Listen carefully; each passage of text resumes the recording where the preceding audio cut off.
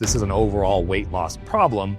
Within 1 year, 70% of the weight is regained. So this is bad. But I'm just getting freaking hammered by side effects. And I'm also scared about the complications. People are talking about pancreatitis and stomach paralysis and gallstones and biliary disease. I don't want any of that. The coach can save you time, explain to you how to do it, learn from their mistakes, but there's also that motivation and inspiration piece. I have somebody there supporting me, spotting me, preventing injury. I'm then able to push myself that last little bit. The most successful weight loss programs, that's what they hyper-focused on, getting people motivated to overcome barriers. What would you say is the biggest reason they realize that, okay, I need some help here? I would say issue number one is most of us can point to a coach, a mentor, an instructor of some sort that had a profound impact on our lives. But what's funny to think about is, how did you feel about that coach or mentor when they were coaching you, when you were doing or performing the recital for the 50th time, right? Or when you were doing your 20th set of suicides? We didn't like it in that moment, but we grew, we came out stronger, and we improved and developed. To me, speaks to the aversion now people might even have when it comes to coaching in the health field and being able to take advice and check your ego a little bit to be able to see the progress that you need to. Why do you think coaching is so fundamental, specifically in the GLP-1 space? Yeah, no, that's great. And, it makes me think of one of my favorite coaching quotes would be from Tom Landry. A coach is someone who tells you what you don't want to hear, who has you see what you don't want to see, so that you can be who you've always known who you could be. And I love that. Yeah, I really love that, because it really embodies, deep down, there's this innate drive for all of us to be something better.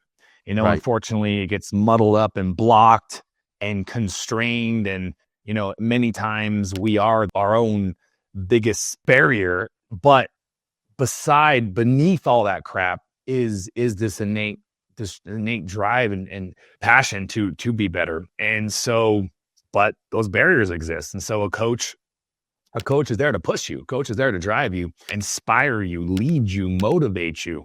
It's human nature to be led. It really is, and for a few people, I think there's leadership, and some people can be leaders. And obviously a lot of people think they can be leaders and they're not, but this innate drive, even the leaders could be led in another realm. So I do believe there's something there to be said about that. And that's why, to me, when we kind of bring it down to weight loss. So let's bring it to weight loss first before we even get into GLP-1s, because this is when you look at the data, and I know we've talked about this, but we're talking about coaching now, but just weight loss as a whole, over 85% of people who have ever lost at least 10% of their body weight have failed to actually keep it off over a couple years. So that really paints a picture of just how challenging maintaining weight loss is.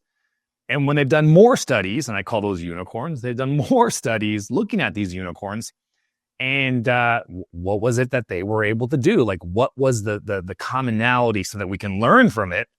Unfortunately, we did learn what it was, but we could not reproduce that, because it wasn't oh, here's what you do or how you go about doing it.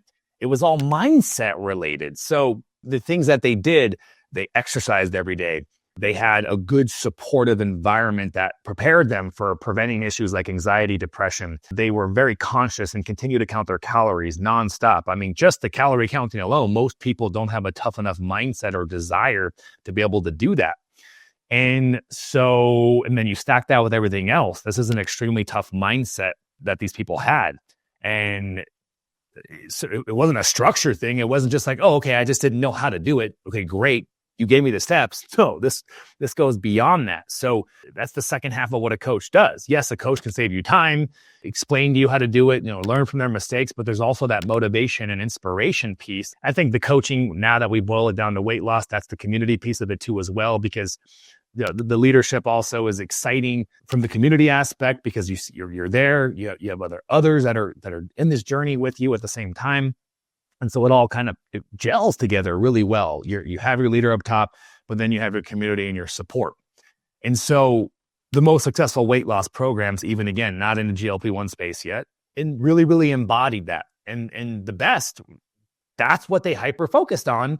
And the data actually supports that's what you should hyper-focus on, is getting people motivated to overcome barriers. It almost even doesn't even matter what you tell them.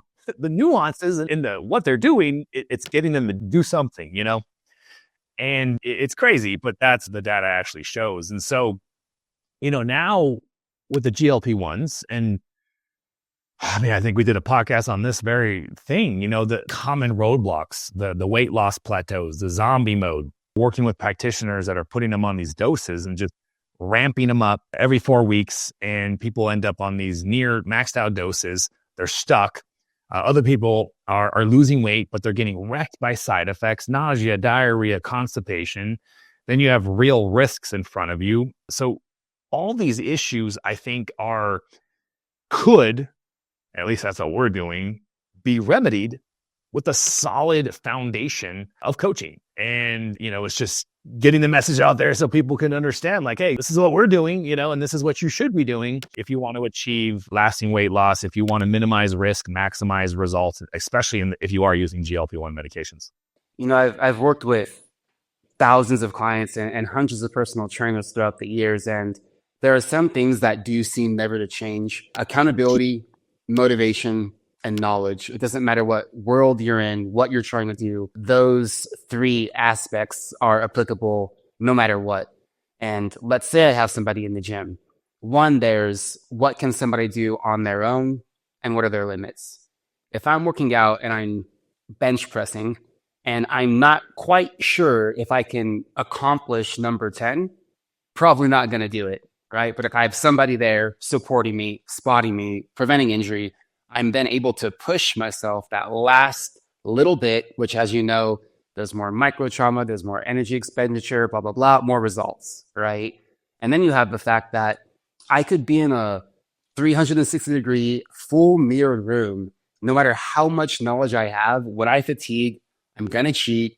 My mechanics are going to change a little bit, and I am not going to catch that, especially in a fatigue state. So somebody else there is going to perfect my form. And this is all just movement. What if I didn't have the knowledge? What if I didn't want to get out of bed that day and I did have the knowledge? There are just so many layers, but it still goes back to accountability, motivation, and knowledge. So understanding that, and you've been an expert in this stuff and a coach as long as I have and work with even more people, which piece do you think for most that you encounter needs to be filled in the most? What do you provide the most of? Oh, man. Well, based off what we said earlier, right? The knowledge would be a smaller piece of it. I think that with us, I would say it is equal among all three, because the knowledge of what we're providing, and you're going to have to either, if this is your first time listening to any of my content, you're going to be like, oh, what's so special about what you got? Well, you're going to have to watch the other videos and the other webinars to learn. So for my active viewers that know what we're talking about and they understand what flow is, the knowledge piece is huge, because very few people out there understand the best lifestyle interventions that actually get to the root cause of obesity. And so this is very far from common knowledge. Even in the functional space, we have a unique approach towards the fasting, the prolonged fasting. No one's doing 48-hour fasting every single week and make it easy for them to do with the combination of powerful appetite suppressants and peptides. Like, no one's doing that. So because of that, we do have actually in this scenario, like a very unique approach that is very specific, not commonly known. And so you got to get that knowledge down. And if you can get that knowledge down and actually do this, you are going to have a superior advantage. But that doesn't downplay the other two. Instead of it being in most weight loss arenas, I would say 40, 40, 20, the accountability and the motivation, and then 20, what the hell you're doing. It almost doesn't matter. In our case, I'd say it's probably an even 33 split, 1/3 across the board. And it does seem like a rising tide raises all boats. When knowledge goes up, you get a little bit more excited, right? When you're a little bit more motivated, you are a little hungrier for knowledge. They do play hand in hand. With what you've seen with GLP users who have not had instruction, which is the vast majority, what would be the biggest pitfall or pitfalls you've seen? Like, well, when people come in and they've already started and now they need us for any reason whatsoever, what would you say is the biggest reason they realize that, okay, I need some help here. I should not be doing this on my own. There has to be a change. Yeah, yeah. The GLP-1 weight loss world now, specifically, I would say issue number one is the GLP-1 weight loss plateau. I mean, that hands down, that is a huge piece of the reasons why people come to us. Number two would be, it's kind of similar to the weight loss plateau, but it could be its own problem. I'm near or on the maxed out dose. I have nowhere to go. That's another problem, right? Because you could be in a weight loss plateau and also be on the maxed out dose, or you could be at the maxed out dose and still losing, but you see the problem of like, well, shit, what am I going to do when my weight loss stalls and I'm on the maxed out dose now? So they're separate problems, the awareness of the problem of being at a maxed out dose and the weight loss plateau. And they could totally overlap at the same time, but they can be their own problem. So that's number two. And then number three, no weight loss plateau, no maxed out dose, but I'm just getting freaking hammered by side effects. Like, and I'm also scared about the complications. People are talking about pancreatitis and stomach paralysis and gallstones and biliary disease. Like, I don't want any of that. So, minimizing those risks and side effects would be number three. I think those are the main big three. And of course, people come to us for lasting weight loss, but that's ubiquitous across all weight loss programs. You want that, but specifically with what we're doing in the GLP-1 space, those are the big three. And you mentioned plateau being number one. And I do like that you say that. One thing that I hear almost every day is a lot of assumption that working out is the key to beating a plateau. I had someone tell me yesterday, I don't know if I should start this because I have an injury and I can't work out. And I would like you to speak a little bit to the fact that though it's not what we would ever recommend and it's not ideal, how this can be accomplished through dietary strategy alone and how it doesn't necessarily require, cardiac activity or aerobic activity or any elevated physical output. There's a couple of different things we can dive into on that, but keeping it brief, just as much as you can burn calories, you could eat less. That's the old school kind of calorie model as far as creating that deficit, that caloric deficit that you need to move the needle and drive weight loss. You can do either or. So not even considering the new understanding of hormones and what role they play. Yeah, you could totally diet and eat less, or you can burn more calories. So that's one piece of it. Now we're talking about weight loss plateaus specifically. That kind of brings up the topic where there is two ways to solve a weight loss plateau. There's I need to just create a bigger deficit. So I could either eat a little bit less, exercise a little bit more, and break my stall and lose more weight. And there's totally scenarios where that works, by the way. And then there's the one that I talk about more in the GLP-1 space, which is I've already restricted my calories so much. I'm at that breaking point. My metabolism and my hormones are literally shifting. My thyroid hormone production has massively shifted, decreased, which is why I'm also feeling brain foggy, tired, constipated, feeling cold in my stall. Versus this scenario, I'm stalled on the scale. Maybe I have a little bit of those symptoms, but not much. Okay. And this is the more standard prior to GLP-1s. And this is what, I talked about this in a piece of content I made the other day. So many fitness influencers. Starvation mode doesn't exist. That's crazy. You're just not eating. You're just overestimating your calories. And the hilarious part of it, because you got all these GLP-1 audience listening to that and getting really confused. It's like, you don't know GLP-1s, me talking to that group. And so, but in the non-GLP-1 space, I would actually agree with you. We just got to understand that the metabolic crash can happen in the non-GLP-1 space, but that's much harder because you're not on massive appetite suppressants. And so, it would depend in what context that the decision of do I need to exercise more or not. But yeah, I 100% agree with you that you don't need to exercise more. Actually, in either scenario, it's important when you make the decision of what to do, you got to know kind of which category you're in. I wanted to interrupt this show for a minute and let you guys know about the new YouTube subscription program that we have. This is direct access into the FLOA Academy membership, my private community, which is hosted on Mighty Networks. If you guys want to be connected to me, if you want to have more access, The community is amazing. We have thousands of individuals who are all kicking ass right now, implementing the FLOA protocol and implementing my guidance to make sure that they use these medications correctly. It's $27 a month, and you can join right now by clicking that subscription button on your YouTube page. Now, back to the show. Now, let's say I'm already successful. I'm going to give you some arbitrary numbers just for the sake of this story here. So if I'm a formerly 280-pound male who is 5'9", I'm now down to 230, and my end goal is a healthy 180, only got 50 pounds more to go. I've been crushing it the last 6 to 8 months. What would be the point of me changing what I'm doing now, knowing that I've already lost weight, barely eating on this GLP-1 peptide? Love the fact that you asked that question, because I think people get so understandably so fixated on the now and the results now that they forget about what happens when they hit their goal. And I totally get it. I remember, because I lost 100 pounds myself, and my gosh, the excitement, the enthusiasm, looking in the mirror, becoming very vain at points, and just kind of like, so it's totally understandable. Well, people notice. People are telling you, right? You're walking outside, and anyone who knows you, they're giving you compliments, and that's fitting into it as well. Oh, 100%. So, how do you tell that person? Like, it's almost like you sound like an asshole when you tell that person, hey, I'm happy you're doing really good right now, but what about the future? Screw you, man. Like, you're taking away my win. It's like, no, you got to deliver that message correctly. So here's the reality. Mr. Jones, I'm stoked for your weight loss right now, and that's awesome. Just let me ask you a question, though. Have you thought about what's going to happen when you do lose the 50 pounds, your current path, like with whatever you're doing? Maybe they're doing the perfect executed strategy that would in parallel what we're doing. Cool. Most of the time they're not. And when you look at the raw data, we talked about it earlier, only 15% of people ever successfully maintain their weight loss. So without me sounding like I have the holy grail golden ticket here, just you as an individual, look at the data. The data says you're screwed. Like, statistically, you're going to fail to keep it off.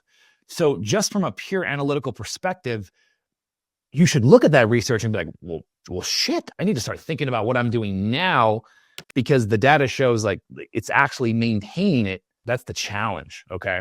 I find myself telling people very often, it's not because this kind of parallels the question that I hear a lot on my lives. Can I wean off the medications? Like, people ask me, like, am I able to take these medications? Either in the beginning, they're not on it. They're going to ask, well, can I wean off of it when I get to my goal? Or somebody's like, I'm at my goal. Can I just wean off? And now the GLP-1 results are just like the general weight maintenance results. They're actually worse. Within 1 year, 70% of the weight is regained. So that was 85%, takes a couple years. This is 70% within a single year. So this is bad and makes sense, GLP-1 or not. This is an overall weight loss problem.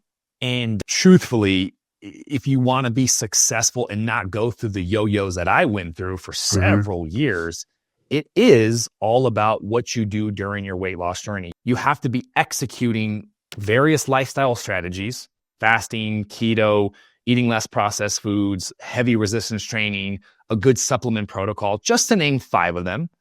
Those are the first 5 I always talk about. And then there's reducing your inflammation, balancing your hormones, optimizing your sleep, handling your stress, and then mindset training, toughen the mindset. We talked about that.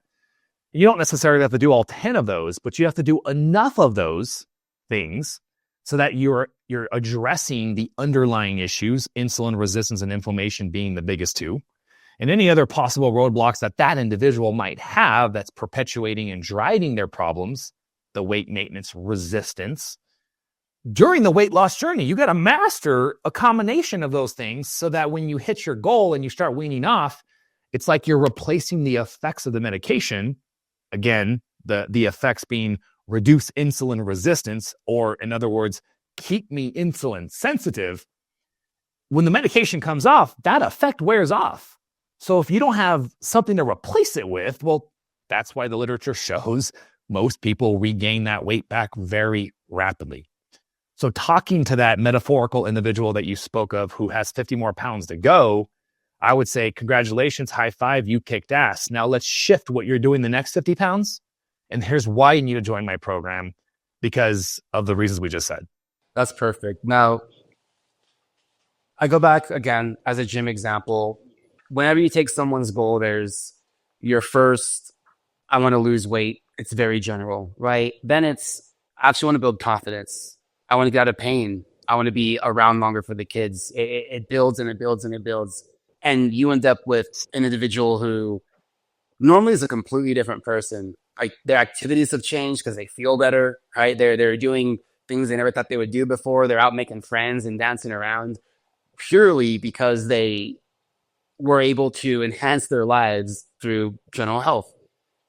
The same thing is applicable here. What do you see as the most exciting things to look forward to when you do actually create true metabolic flexibility and get yourself to a point where there's not food chatter 24/7 like a cloud above your head all the time? The easiest way to describe that for viewers that are already on the GLP-1s, I mean, we're talking about creating something that's very similar to what you're feeling right now on these doses, on these larger doses, but on lower doses or off. I mean, that's just the easiest way to describe it, because we're not creating a different scenario. Like, what you're feeling on these larger doses is closer to what it will feel like in normal life. Now, funny thing is in many cases, they're feeling too much of it. They're actually, their appetite is over suppressed and they can't even eat, and they're struggling to eat. That's a huge problem, I would say, by the way. That would be problem number 4 when you asked me GLP-1 problems. Too high of a dose, too much suppression. Right. And, that creates 2 problems of its own. You can't get enough calories, you can't get enough nutrition. And then that leads to problem number 1, the plateau starvation mode. But then also, let's say you can force yourself to eat. Okay, fine, that's good. But you lose your ability to tolerate hunger in the future, which is a mindset piece. Like, tolerating hunger and any other mental trait or skill requires practice. Like, if you have 3 to 6 months on a larger dose and you never feel hungry, then you literally will weaken the ability for you to tolerate normal amount of hunger in the future. So when normal amount of hunger kicks in because we fixed your body as you decrease your dose, now you have to redevelop the ability to tolerate hunger. This is why I think when people say, I got off my medication and I just went AWOL on food and I just went crazy. And then other people are like, no, it was cool. Like, I got more hungry, and there's all sorts of reasons to explain the differences, of course, individual physiology and variability. I think something to be said about, did the person fix their insulin resistance? And then the other half of it is, how much was their hunger suppressed? Because some individuals, especially like people that work with us or they're working with clinics that embody microdosing and lower dosing, the goal is to keep the patient always actively trying to tolerate some amount of hunger. And so that way the variable, the shift when they get to the goal and wean down, it's not so dramatic, right? It kind of makes me think of that old experiment where, you have water, you have cold water, you have hot water, and you have neutral water. And you have the person put their hands into the neutral and then the cold and the neutral and then hot, and the comparison back and forth. The perception of the difference is literally different. Like, the comparison, depending on what temperature their hand was in prior. So like, if there's a bigger shift in temperature, then the perception of that variance in temperature is going to be literally perceived as higher. And I think a lot of people would say perception is reality. So, there's something to be said about that too. So I've never seen success numbers like this. I've never seen weight maintenance like this. I could go on and on for days and days, but eventually people are just going to have to bite the bullet and see for themselves. So for the individual who has been seeing good to great results, they have a challenge or two, but they still want to just stick it out and do it on their own. Close them, I know it's the right idea. It's the right idea, but how would you explain to that person that it's the right idea? Yeah. So I think for the audience that is actually struggling, it's a no-brainer. Like, I have the solution for you. You need to reach out to us. Let us work you through the plateaus. Let us get you into microdosing, yada, yada, yada. That's pretty straightforward. But for the people out there that are really wanting to do it on their own, ultimately it comes down to a cost benefit analysis. and you need to make that decision based off of finances, right? So some of you, I totally respect and appreciate that you're just not in a financial pace, and I get that, and take advantage of as much of my free resources as possible. Outside of true financial issues, and you know, that's a relative term, right? Because there's always necessity in that can all of a sudden make things affordable. But outside of those true financial situations, you need to make an opportunity cost decision for yourself. Like, how many times can you afford to fail this before you A, maybe figure it out, or B, ultimately have to still figure out a way to make it work financially and get the professionals here to help you now. Me, my medical practitioners, and my coaches. It's just opportunity costs. I mean, we can literally boil it down to that. I'm telling you, the viewer, I have the solution. I feel very, very confident. My warrior package of coaching, we have a guarantee of results. You know, so I'll keep working with you at the end to ensure that we get the level of success we want to get. And so just boiling it down to opportunity costs, I think, is that way, you know, like, I don't want to sell you. You know, you can watch all my other videos, understand the methodology and the nuts and bolts, and so that you'll understand where I'm coming from for the actual, like, why I feel so confident. But then after that, it's just opportunity costs. And I totally respect people that want to try it on their own. And, you know, what's that time lost worth to you? What would things be different like if you bite the bullet, make the investment, and what is it? It's November 2024. So come March, you have this all dialed down. What is that worth to you versus trying it on your own and then March finally realizing you got to start with me then? So I think I'm comfortable with just kind of leaving it at that and letting them kind of figure out what makes the most amount of sense. And look, guys, you can always catch me on my lives, pop in, ask some questions then. But my commitment to anybody that does make the plunge is we're going to kick some ass. We're going to get you in there. We're going to get you to where you need to go. We're going to make sure you do this right. We're going to minimize the side effects. We're going to minimize the complications.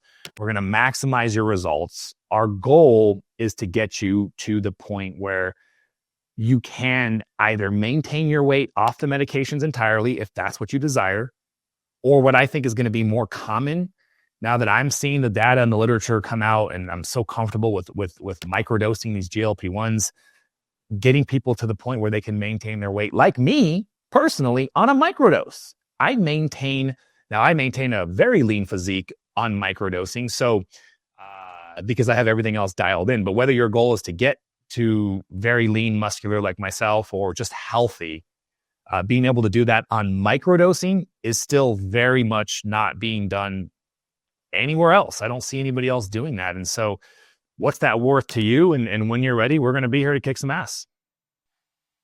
Thanks, man. All right, guys, we'll see you later.